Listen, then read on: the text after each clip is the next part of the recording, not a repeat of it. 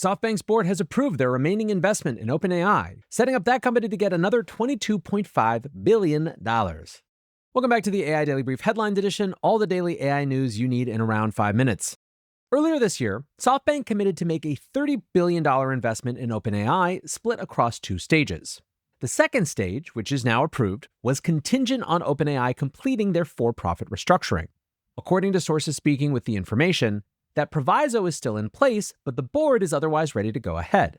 Now, it's unclear whether we should draw any conclusions about the likelihood that OpenAI's for-profit conversion gets approved by the California Attorney General. Former OpenAI safety researcher Miles Brundage suggested that SoftBank might be getting a little ahead of themselves. He argued that public information about the restructuring has been, in his words, all bad so far. On the other hand, Microsoft has reached an in-principle agreement on the conversion, so there are no remaining roadblocks from investors. Meanwhile, for those observing SoftBank's moves in capital markets, it's far from clear how the funding for the deal is going to come together. Earlier this month, it was reported that SoftBank were trying to borrow $5 billion from global banks, pledging their ARM stock as collateral. More recently, they were said to be tapping global bond markets for $2.9 billion, funded in both euros and US dollars.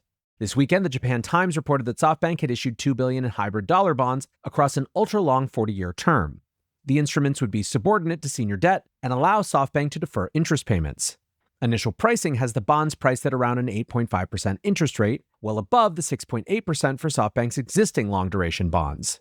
The Japan Times writes, "The fact that SoftBank CEO Masayoshi Son is resorting to issuing expensive dollar and euro-denominated hybrids smacks of desperation. Indeed, SoftBank has been very busy looking for money lately."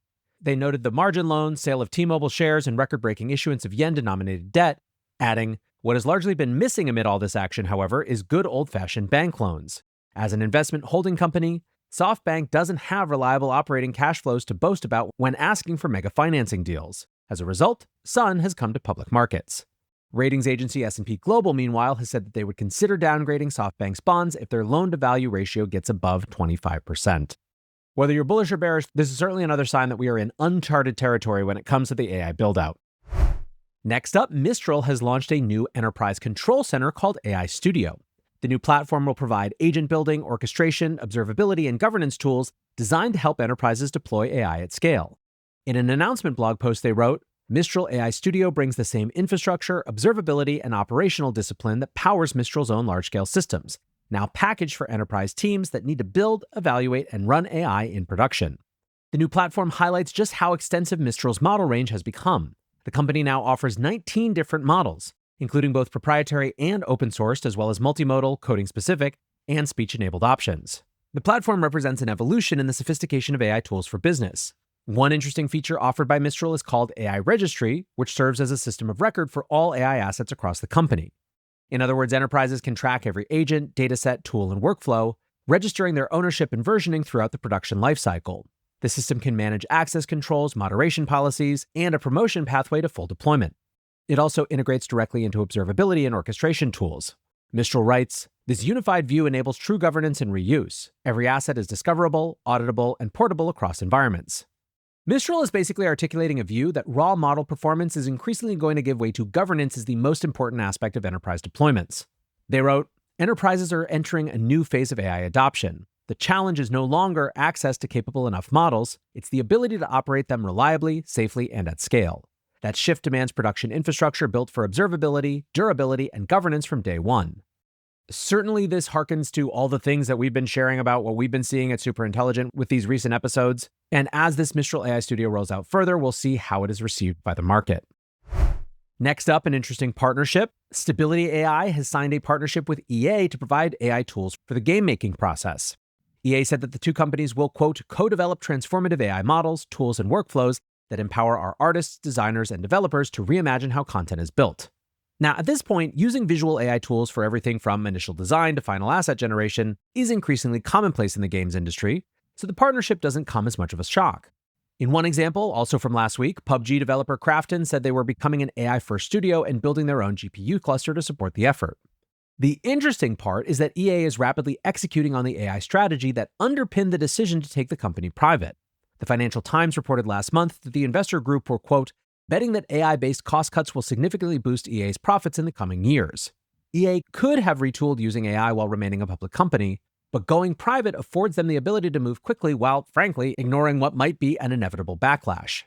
Business Insider reported last week that EA was facing morale issues due to a broad AI mandate premised on using faulty tools. Gaming Reddit is, of course, no fan of AI cost-cutting by a developer already criticized for the quality of their releases. A complete AI overhaul, then, is much safer without the risk of the stock plummeting on negative headlines as EA figures out how to get this right. It's also intriguing to see Stability AI granted a second life as a bespoke AI partner. In 2023, Stability was one of the hottest AI startups with the success of their Stable Diffusion image model. Since then, there's been acquisition talk, the resignation of their CEO, and a debt restructuring to keep the company afloat.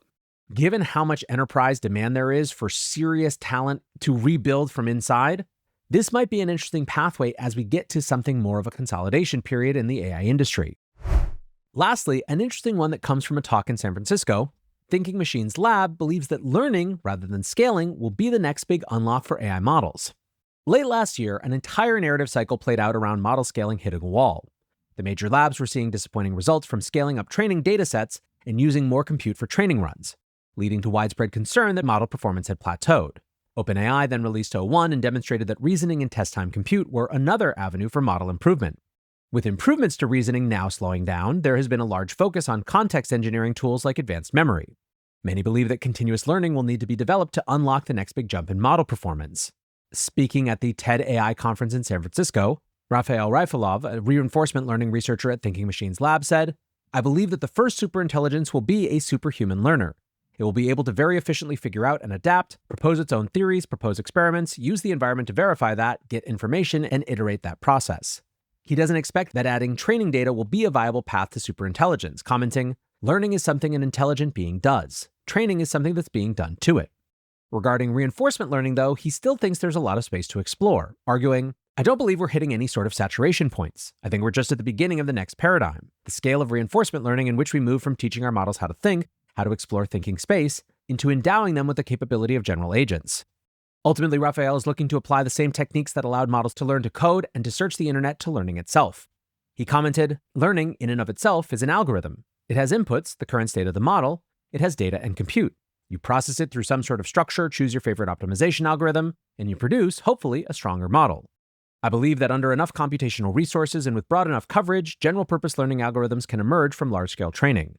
The way we train our models to reason in general over just math and code, and potentially act in general domains, we might be able to teach them how to learn efficiently across many different applications." Interesting stuff to kick off this Monday, but that's going to do it for the headlines. Next up, the main episode.